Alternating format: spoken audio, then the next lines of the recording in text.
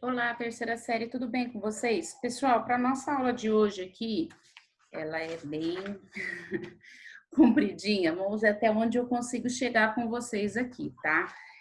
Nós vamos começar a falar sobre núcleo, tá?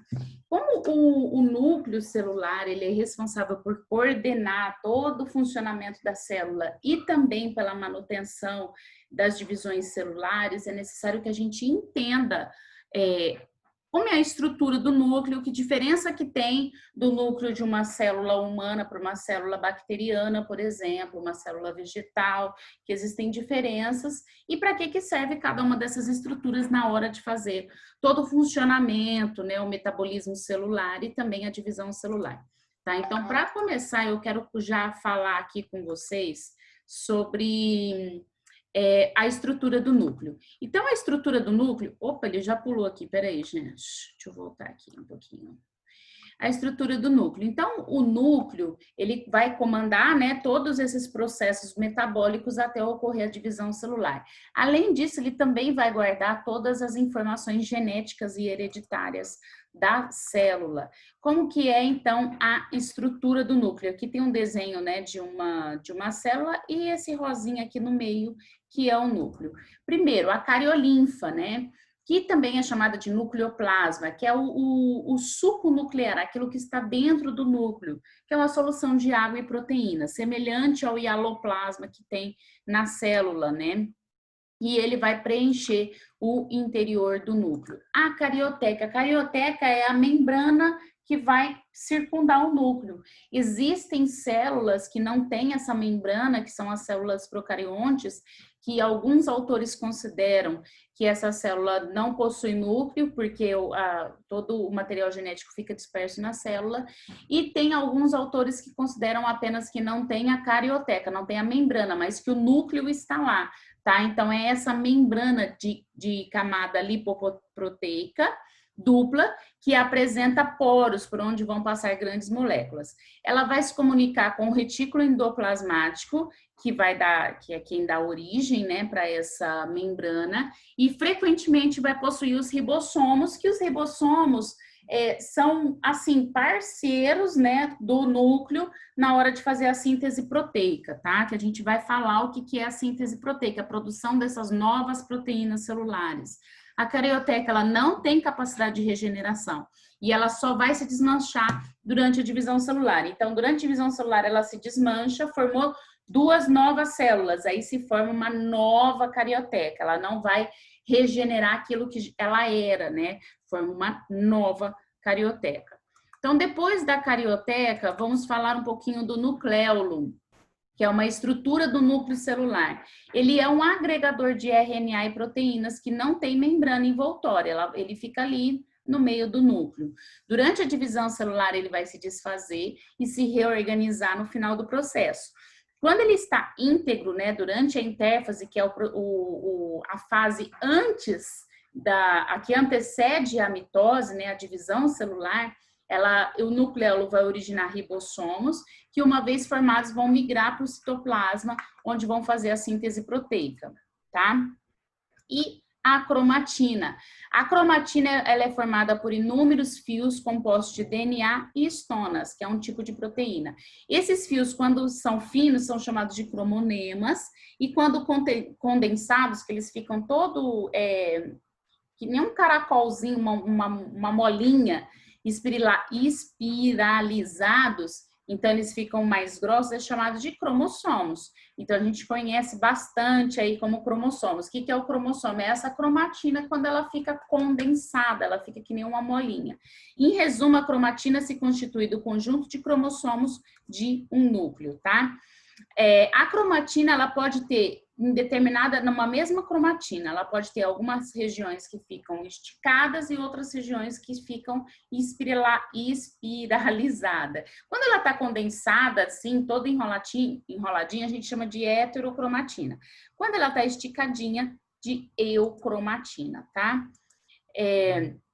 Então, a estrutura dentro do núcleo, né, que é esse material genético, ele fica dessa maneira aqui. Perceba que aqui, ó, tá demonstrando esses filamentos junto das proteínas histonas, que são essas bolinhas roxinhas aqui.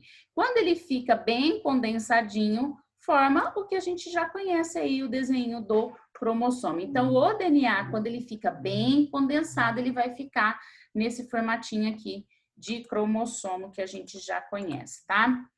Bom, dito isso, então, sobre os cromossomos, eu quero mostrar aqui para vocês que um cromossomo, imagina o seguinte, que é como se ele fosse uma fitinha. Ele tem uma capacidade de se autoduplicar, tá? Então, na hora que ele se duplica, ele forma o que a gente conhece como cromátides irmãs. As cromátides irmãs, quando elas ficam unidas, formando aquele desenho de X característico, né? Esse desenho que a gente já conhece, ela fica na posição onde fica ligado uma cromátide com a outra aqui, é chamado de centrômero, tá? Então, quando essas cromátides se concentram, elas vão transformar isso daqui de um centrômero. Por que ele precisa fazer isso? Porque durante a divisão celular, vai metade, vai uma cromátide para cada lado, né? Para cada célula, para a formação dessa nova célula com material genético idêntico à célula mãe, tá? Quais são as características, então, dos cromossomos? A origem, ele é um longo DNA enrolado. Que diferença que tem DNA e cromossomo? DNA é quando ele está esticado, fica todo espalhado dentro do núcleo da célula. Cromossomo é quando ele fica ali, apertadinho, condensado, tá? Nas histonas. Cada trecho desse DNA que possa conter informações genéticas que resultem na síntese de uma dada proteína é chamada de gene. Então, por exemplo, o gene característico quanto à cor dos olhos é um pedacinho do cromossomo, é um pedacinho daquele código genético que mais para frente a gente vai rever sobre cada uma dessas proteínas. Cada espécie de ser vivo ela vai possuir um número fixo de cromossomos, que vai sempre se encontrar aos pares. Nos seres humanos nós temos 46, o que daria 23 cromossomos homólogos, tá? A divisão celular, né, que vai ocorrer primeiro, precisa acontecer a intérfase.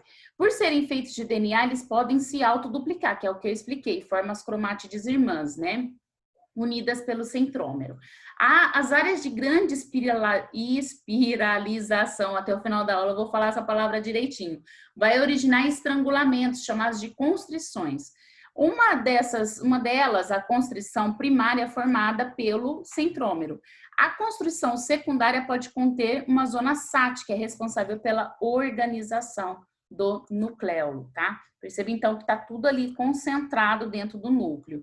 Então, os centrômeros, eles também podem ter posições diferentes e, de acordo com a posição, a gente dá nome diferente para esses cromossomos, tá? Quando fica bem no meio, dividindo bem esse cromossomo bem pela metade, né? É chamado de metacêntrico. Quando ele fica um pouquinho mais acima ou mais abaixo, poderia ser também, ele é chamado de submetacêntrico. Está próximo do centro, mas não é no centro.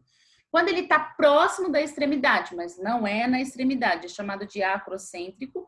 E quando ele está na extremidade, ele é chamado de telocêntrico, tá? Então, de acordo da posição desse centrômero no cromossomo, ele pode ter nomes diferentes. Isso daqui pode diferenciar em cada um dos pares de cromossomos que a gente tem, que durante o genoma, né, que o genoma, imagina o seguinte, que o genoma é como se fosse uma foto do seu cromossomo, como que ele está organizado dentro do núcleo. Então, na hora que tirou essa foto, dá para perceber que existem alguns pares de cromossomos e que o cromossomo vai ser acrocêntrico, outros pares que vai ser metacêntrico, outros que vai ser telocêntrico. Então, varia de par para par. Por exemplo, quando a gente pensa num cromossomo Y, né, que é o cromossomo da característica sexual masculina, o centrômero aqui, ele vai ser mais próximo da extremidade, dando aquele formato que parece que não tem uma das perninhas do X, né? Então, ele tem uma diferença aí na posição apenas para esse par de cromossomo, tá? Bom, como que então acontece em relação aos genes? O DNA que forma um cromossomo, ele é contido, né? Constituído por sequências de nucleotídeo. Cada sequência dessa daí, cada pedacinho desse daí é um código. O locus gênico é o local onde vai residir esse código genético, tá? Então, se fosse em relação ao cabelo, a cor do cabelo, é um gene, é um pedacinho, um locus gênico, como se fosse um pedaço desse código genético. Os genes alelos são genes que ocupam a mesma posição, o mesmo loco, sendo assim, são responsáveis pela produção da mesma proteína, né? As células diploide, ou também chamadas de células somáticas, são todas as células do seu corpo, que não os gametas, tá? Então, são aquelas que os cromossomos sempre vai aparecer aos pares. O conjunto de cromossomos é representado pela letra N. Como nessa célula aqui está aos pares, a gente diz que é 2N, tá? E as células haploides, também chamadas de autossomos ou cromossomos sexuais. No cariótipo humano, nós temos 22 pares homólogos e o 23º é chamado de um autossomo, um cromossomo sexual, que é ele que determina o sexo, tá? Então, aqui que eu falei para vocês, né, o cariótipo, que é como se fosse aquela foto que é retirada do seu código genético. Perceba que aqui do ser humano, né, nós temos os 23 pares, e no 23º par, ele demonstra, sim, um par de cromossomos sexuais aqui. Se caso for mulher, ele aparece os 44 cromossomos homólogos aqui, né, aos pares, e mais o XX. Se for um homem, é o 44 mais o XY, tá? E existe uma outra característica em relação às células da mulher, é que o cromossomo sexual feminino, ele vai ser porque é 2X, não é? Um desses X vai ficar tão condensadinho, tão condensado, que na hora que tinge esse núcleo para conseguir visualizar num microscópio, ele aparece mais tingido aqui, próximo à extremidade, né, do núcleo. E isso daqui a gente chama de cromossomo sexual ou corpúsculo de Barr. Só aparece nas células de mulher, porque é só mulher que tem 2X, tá? Então, como um ele vai manifestar mais que o outro fica muito condensado, próximo à extremidade e mais facilmente corado aí, que é o que a gente chama de corpúsculo de Barr, tá bom? Bom, gente, como a gente falou das células somáticas e das células sexuais, é necessário a gente falar que existem também as células haploides, né? Também chamadas de germinativas. São células em que os cromossomos vão apresentar um único conjunto e não aos pares, igual aos 23 pares. Aqui ela apresenta como um único, tá? Ora, se um conjunto de cromossomo é representado pela letra N, as células haploides têm N cromossomos.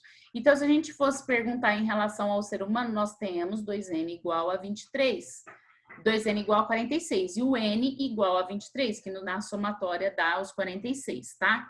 As células que contêm N cromossomos nos animais são as células sexuais, tá? Porque o óvulo precisa ser fecundado pelo espermatozoide. Se cada um deles tivesse 2N, no final ia dar 4N. Então, ele precisa ser N e o espermatozoide ser N, e na hora que se junta, vai formar 2N. Somente nas células sexuais, né? Nos gametas que isso vai acontecer, tá bom? Como aqui a gente já vai começar a falar um pouquinho mais sobre código genético, eu já quero paralisar essa aula aqui para poder dar continuidade sobre código genético e síntese proteica na próxima aula. E eu quero fazer com vocês o exercício que está na página... Deixa eu olhar aqui. Página 50, que diz o seguinte, da Universidade Federal de Santa Catarina. O núcleo é uma estrutura que coordena e comanda todas as funções celulares.